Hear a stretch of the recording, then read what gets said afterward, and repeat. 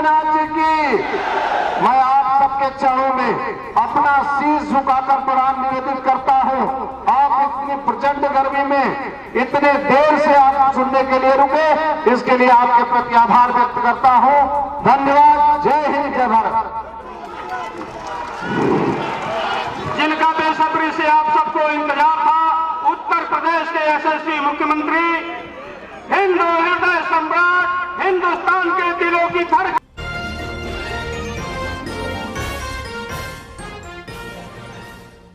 Bulldozer बोलता नहीं बल्कि बोलती बंद करा देता, मधुबन में बोले सीएम योगी। मऊ। मुख्यमंत्री योगी आदित्यनाथ बुधवार को विधानसभा मधुबन के पाती मैदान में पार्टी उम्मीदवार के समर्थन में चुनाव प्रचार करने पहुंचे। वहीं मधुबन के पाती मैदान में सीएम योगी आदित्यनाथ की जनसभा में लोगों की भीड़ सुबह से ही जुटने लगी थी। पूरा मैदान भगवा झंडों से पटा नजर आया। वहीं मुख्यमंत्री के आने के साथ ही समर्थकों ने नारेबाजी भी शुरू कर दी।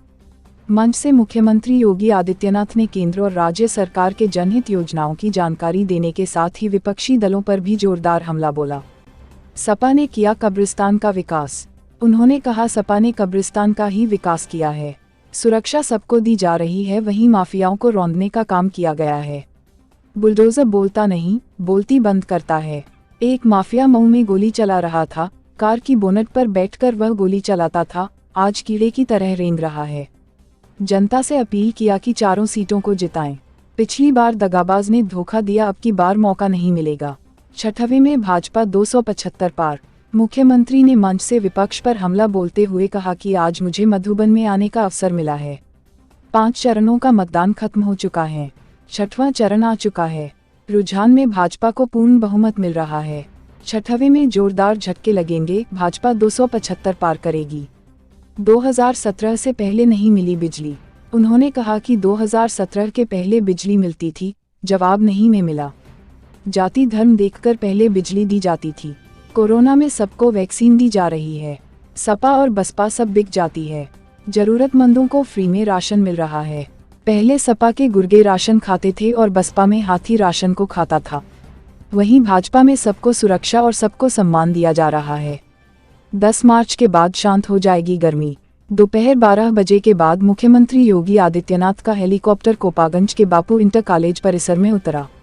इस दौरान उन्होंने पूर्व विधायक रामजी सिंह को याद किया। उन्होंने कहा कि लोगों के रोजगार एवं विकास के लिए हमेशा कार्य किया था। 5 चरणों का जो रुझान है उसको देखकर हताशा देखकर अन्य दलों के लोग टिकट कटाकर भाग रहे हैं। धमकीबाज दंगाबाज जो आए हैं या पैदा हो गए हैं, इनकी गर्मी जल्द ठंडी हो जाएगी। जनता तय करेगी कि कौन यहाँ सुशासन लाया। 2017 से पहले सपा सरकार के समय गुंडे खा जाते थे और बसपा सरकार की हाथी राशन को खा जाती थी। आजमगढ़ से पद्माकर पाठक की खास रिपोर्ट।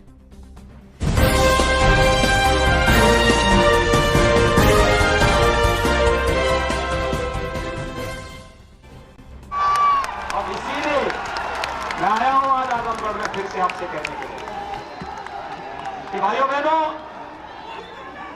हमने तय किया है 10 मार्च के बाद जब सरकार बनेगी तो उज्ज्वला योजना के और लाभार्थी को होली और दीपावली में फ्री के रसोई गैस के सिलेंडर भी उपलब्ध कराएंगे। बेटियों की शादी के लिए अनुदान की राशि, आप बेटी की कन्यादान में जो 51,000 रुपए हम लोग दे रहे थे, इसको 1 लाख रुपया करेंगे 1 लाख। और हमने ये भी तय किया है पिछले 5 साल के दौरान 5 लाख नौजवानों को सरकारी नौकरी दी गई। 2 करोड़ नौजवानों को रोजगार, स्वतः रोजगार के साथ जोड़ा गया। और आज मैं कहने के लाया हूं, अगले 5 साल का हमने तय किया, उसकी भूमिका तैयार हो रही है। 1 करोड़ नौजवान को तो वर्तमान में टैबलेट स्मार्टफोन दे रहे हैं, जिनमें 2200 से अधिक को भी दिया जा चुका है आजमगढ़ जिले में। लेकिन भाइयों बहनों, समाजवादी पार्टी विकास की पक्षधर नहीं, वो लगातार कंप्लेंट कर रही चुनाव आयोग को। और हमने तय किया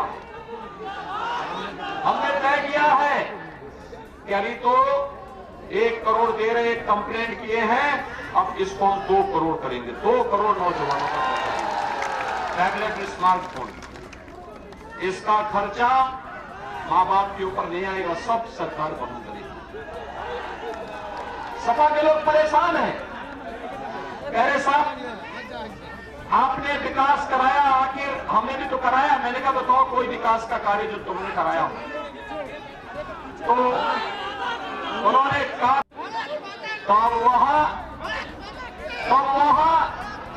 आपके बीच में आए होंगे, उससे पहले उनका पता नहीं था, गायब थे। और यही नहीं, अभी यहां एक दुर्भाग्यपूर्ण घटना घटित हुई। जहरीली शराब पीने से कई लोगों की मौत हुई। और जहरीली शराब में कौन व्यक्ति लिप्त है? समाजवादी पार्टी के प्रत्याशी। समाजवादी पार्टी का प्रत्याशी स्वयं उसमें संलिप्त है। भाइयों बहनों, ऐसा कोई नाजायज काम नहीं जो समाजवादी पार्टी न करती हो। उनकी संवेदना विकास के लिए नहीं है, उनकी संवेदना नौजवान के रोजगार के लिए नहीं है, उनकी संवेदना अन्नदाता किसानों के लिए नहीं है, उनकी संवेदना महिलाओं की सुरक्षा के लिए नहीं है, उनकी संवेदना तो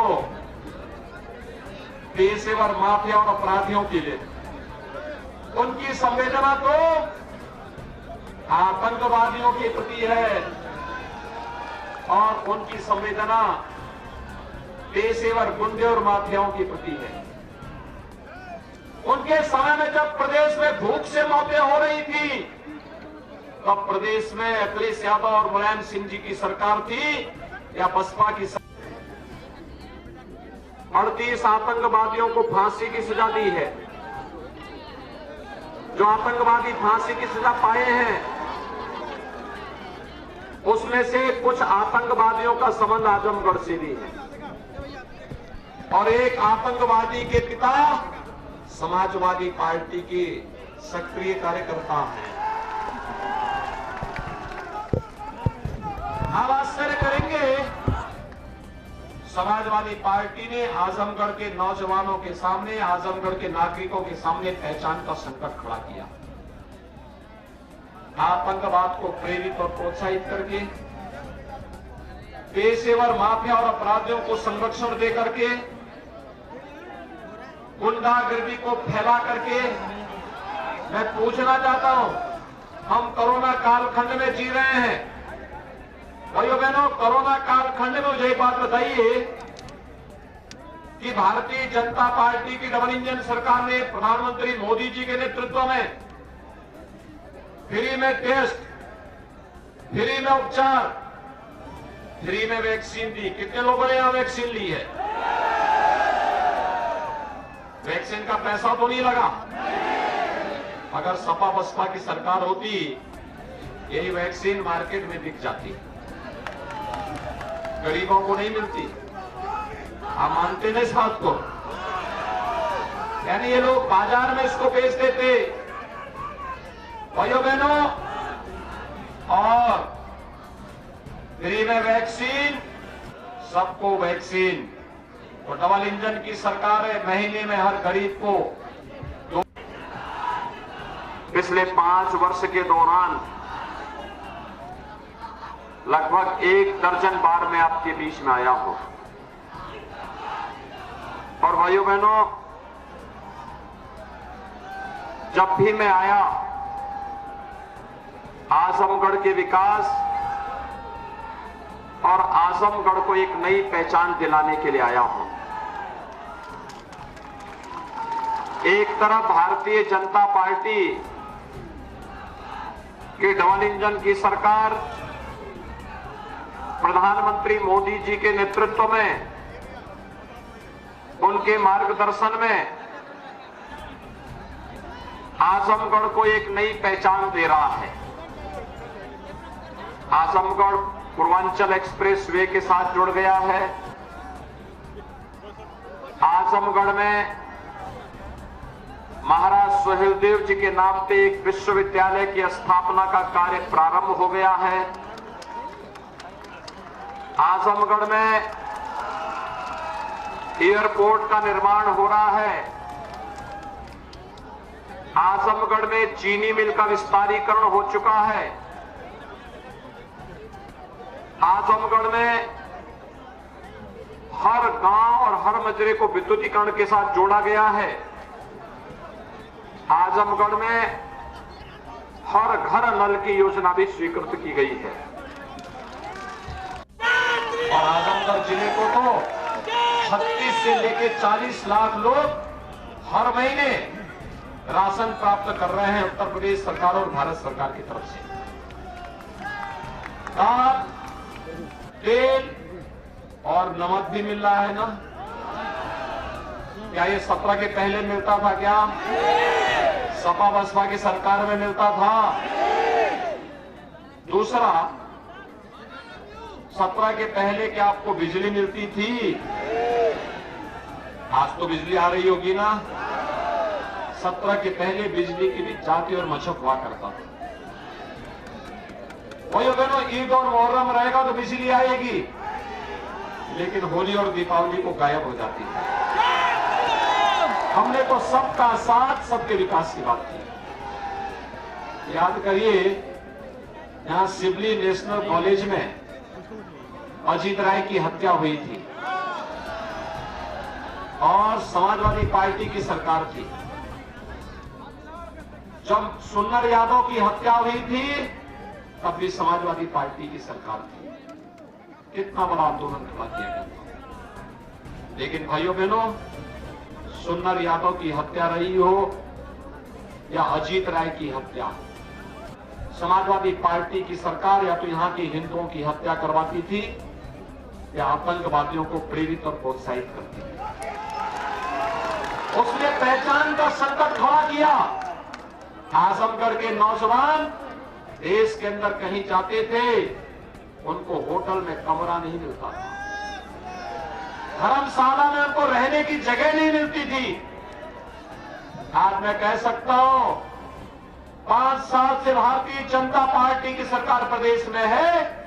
आजमगढ़ हो या गोरखपुर, मऊ हो या गाजीपुर, यहां का नौजवान कहीं भी जाएगा, लोग बड़े सम्मान के साथ बोलेंगे, वाह, आप उस प्रदेश से हैं जहां राम पैदा हुए, कृष्ण पैदा हुए, भगवान विश्वनाथ की धरती से आप आए हैं। और उत्तर प्रदेश से आए हैं जहां बीजेपी की डबल इंजन की सरकार का कार्य कर रही है, जहां योगी जी मुख्यमंत्री हैं। यही तो लोग बोलते हैं ना आज के दिन पे।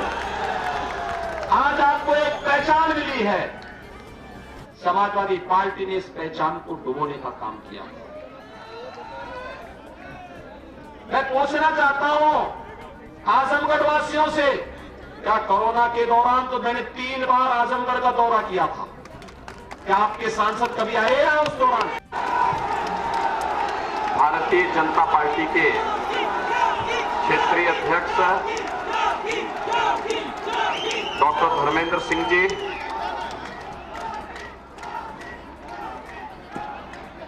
प्रदेश सरकार के मंत्री श्री सुरेश राणा जी, राष्ट्रीय मंत्री श्री अरविंद मेनन जी, जिलाध्यक्ष श्री ध्रुव कुमार सिंह जी, पूर्वांचल विकास बोर्ड के उपाध्यक्ष श्री नरेंद्र सिंह जी, विधान परिषद सदस्य श्री मानवेंद्र सिंह जी, श्री रामाधीन सिंह जी, आरपी राय जी, श्याम नारायण सिंह जी, चंद्रेश्वर राय जी, इंद्रभूषण अग्रवाल जी और भारतीय जनता पार्टी के लोकप्रिय प्रत्याशी श्री अखिलेश कुमार मिश्र जी और उपस्थित आजमगढ़ के मेरे भाइयों बहनों। लेकिन इनको पीड़ा कब होती है? जब किसी माफिया पर बुलडोजर चलता है। और भाइयों बहनों, आज मैं आजमगढ़ वासियों को यह आश्वासन देने के लिए आया हूं, हमने तो जो कहा सो करके दिखा दिया। देखिए, मैंने कहा था आजमगढ़ को आर्यमगढ़ बनाएंगे, विश्वविद्यालय भी हम खोल रहे हैं, एयरपोर्ट भी हम बना रहे हैं, और पूर्वांचल एक्सप्रेसवे भी हमने दे दिया। जो कहा, हमने कहा था अयोध्या में राम मंदिर बनाएंगे, भव्य राम मंदिर के निर्माण का काम हो रहा है। कई काम सपा बसपा और कांग्रेस के लोग करते क्या, ये काम भी भारतीय जनता पार्टी की डोलिजन सरकार ने किया। और भाइयों बहनों, हमने फ्री में, यानी आपको सबको बिजली, पर्याप्त बिजली। हमने कहा था ना, सबको बिजली, पर्याप्त बिजली, सबको राशन, पर्याप्त राशन। मिल रहा है कि नहीं मिल रहा है? और अभी हमने तय किया है, देखिए अभी 5 चरणों के चुनाव हो चुके हैं, कल 6वें चरण का चुनाव है। 5 चरणों का चुनाव का रुझान क्या कहता है, सुनना चाहते हैं? भारतीय जनता पार्टी पूर्ण बहुमत से कई आगे जाकर के जीतेगा। कल 6वें चरण का चुनाव होना है और भाइयों बहनों, 6वें चरण के चुनाव में जोरदार छक्के लगेंगे। सीधे स्कोर जाएगा 275 से ऊपर, और 275 से ऊपर जाने का मतलब, देखिए तीसरे चरण से रुझान को देखते हुए सपा बसपा के कई नेताओं ने विदेश भागने के लिए अपनी बुकिंग प्रारंभ कर दी, अभी से भाग रहे हैं। और जो गुर्गे होंगे ना उनके, वे नेपाल भागने की फिराक में होंगे, लेकिन हमने ज्वाइंट पेट्रोलिंग शुरू कर दी।